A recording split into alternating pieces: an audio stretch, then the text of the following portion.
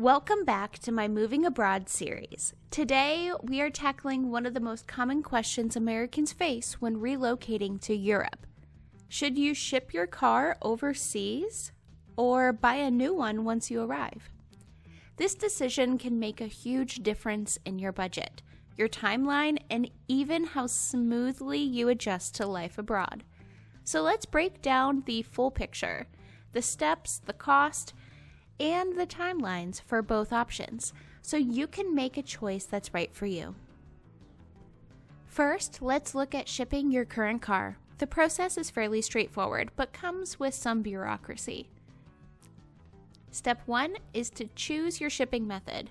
The two main ways are row-row, roll-on, roll-off, where your car is driven on and off the ship, or shipping container, where it's packed into a shipping container. Next step is to hire a shipping company. Expect to coordinate pickup from your home or deliver your car to a U.S. port. Next is to handle all of the paperwork. You'll need your car's title, proof of ownership, and customs documents. Some countries may require additional forms. And step 4 is insurance. Always insure your car for international transport. That is an additional insurance that you're going to want to reach out to either your current insurance provider or an additional insurance provider for that transport insurance. And then the last step is arrival in Europe. Once it arrives, you'll pay import duties, pass local inspections, and register the car before it's road legal. Shipping costs vary depending on where you're moving. On average, I would expect to pay anywhere between $1,000 and $1,500 for row-row shipping, $2,000 to $4,000 for container shipping.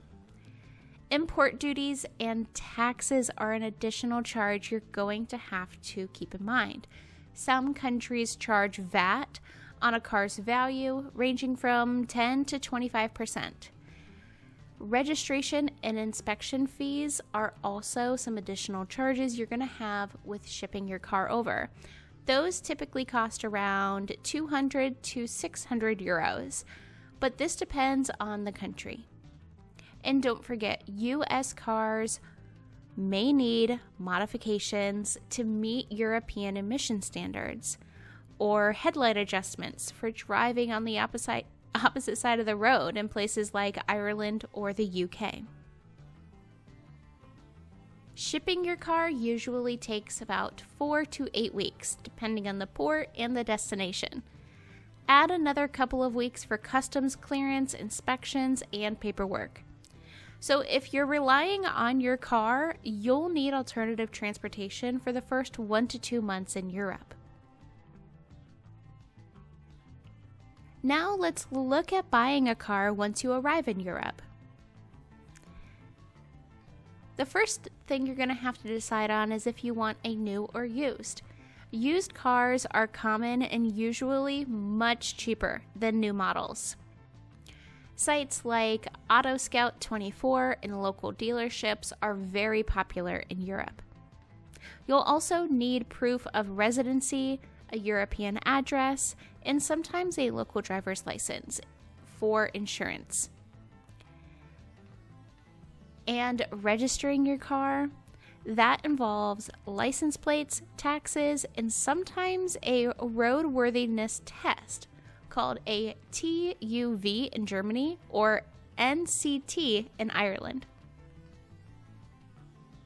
The price of cars in Europe, along with the fees associated with auto ownership, can surprise many Americans.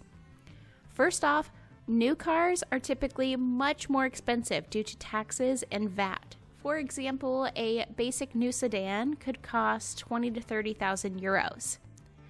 Used cars, though, are far more budget-friendly. You can find extremely reliable models between 5,000 and 10,000 euros.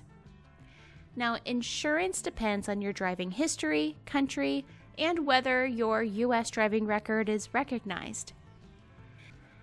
Now, registration fees vary, but they usually range from 100 to 500 euros. One advantage: you avoid shipping fees, import taxes, and modifications when you buy a car once you get there. If you buy a used car from a dealership, you can often drive it away within a few days once insurance and registration are all sorted. Buying privately may take a little longer, especially if you're unfamiliar with local laws or need translations.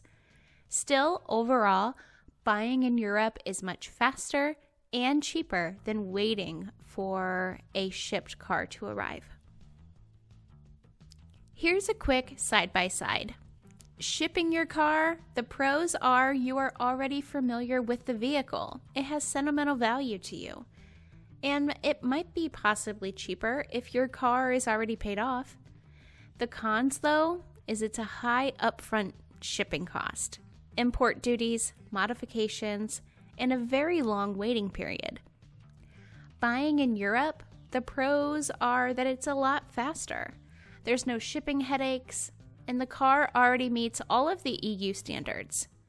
And it makes it a lot easier to resell later if you ever want to get into a newer car. The cons, though, are that there are higher car prices in Europe if you're wanting to buy new, and more paperwork if you're new to the entire car buying system. At the end of the day, if you love your car and plan to stay in Europe long term, shipping may be worth it. But if you want to hit the road quickly and avoid bureaucratic headaches, buying locally is often the smarter choice. So what would you do? Would you ship your US car overseas or buy fresh in Europe? Drop your thoughts in the comments below. And don't forget to subscribe for more moving abroad tips. And in the next episode, we'll be covering how to find housing abroad as an American. You're not going to want to miss it.